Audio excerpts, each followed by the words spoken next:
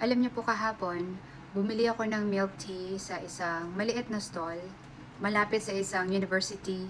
Dati pa talaga akong bumibili ng milk tea doon. Tapos medyo natagalan bago ako bumili ulit. Tapos kahapon, yung mga Vietnamese yung nandun. Dalawang Vietnamese na lalaki.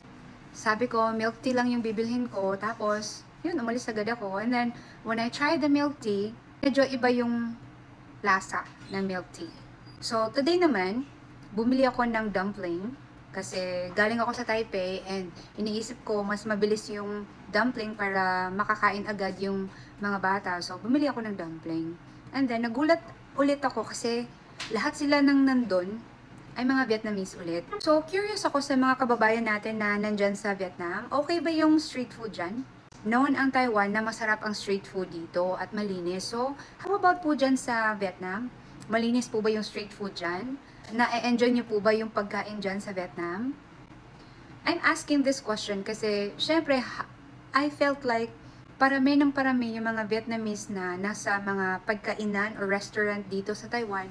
Hindi lang sa malalaking restaurant, hindi lang sa mga branches, at pati na sa mga maliliit na mga tindahan. Okay lang na mag-hire sila ng Vietnamese or kahit sino man dyan para mag-manage ng business nila. Pero yung iniisip ko lang, sana matrain sila ng maayos na mga may-ari para, alam niyo yun, hindi magbago yung lasa. Kasi sayang naman, imbis na masarap yung pagkain mo, maraming bumibili sa'yo, tapos dahil sa nag-iba yung lasa, wala nang bibili, di po ba? Naalala ko tuloy, last Saturday, na-meet ko yung isang kaibigan ko. Siya po ay isang may-ari ng Korean restaurant. Tapos, and then after like almost 10 years, saka pa lang kami nagkita ulit. And then, nagulat nga ako kasi sabi niya, ay bumalik ka na pala ng Taiwan. Sabi ko, umalis po ba ako? Hindi naman ako umalis. So, yun, shortcut, sabi niya, nalugi siya ng ilang milyon sa dating restaurant nila. Pero ngayon, sa bago nilang location, okay naman daw, mahina yung kita, pero hindi naman talaga yung lugi talaga. Pero yung sabi niya sa akin, na ikinagulat ko, sabi niya, marunong ba magwalis yung mga anak mo? Ganyan talaga, sabi ko, ay, ganyan lang ako. Kasi, syempre, tinuturuan natin ng trabaho sa bahay yung mga anak natin. Pero hindi talaga madali sa kanila. Alam mo yun, hindi bukal sa loob nila yung magwalis. But, syempre, tinuturuan natin, di ba? Tapos sabi ng kaibigan ko na may-ari ng restaurant, sabi niya, naku, mga kabataan ngayon, nakakahiya. Ultimo pagwalis, hindi alam. Yung paghugas ng pinggan, hindi rin alam. Kasi syempre, lumaking sobrang alagang-alaga ng mga nanay at tatay. Walang alam na trabaho, tapos saglit lang na trabaho sa kusina. Hindi na nila kaya at hindi na sila bumabalik, kaya nahihirapan siyang maghanap ng tutulong sa restaurant nila.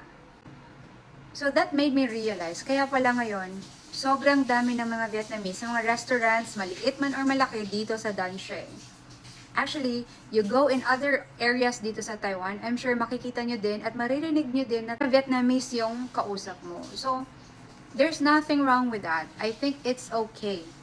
Kasi hindi natin mapipilit yung mga kabataan kung ayaw nila ng mga nakakapagod na trabaho, di ba? Kasi syempre, pampered sila ng mga nanay at tatay nila. Let's say, tawag pa sa kanila, prinsesa. Syempre, hindi natin sila mapipilit na magtrabaho ng mga mabibigat na trabaho. Pero sa akin lang, for me lang, I really trust the quality of service ng mga Taiwanese.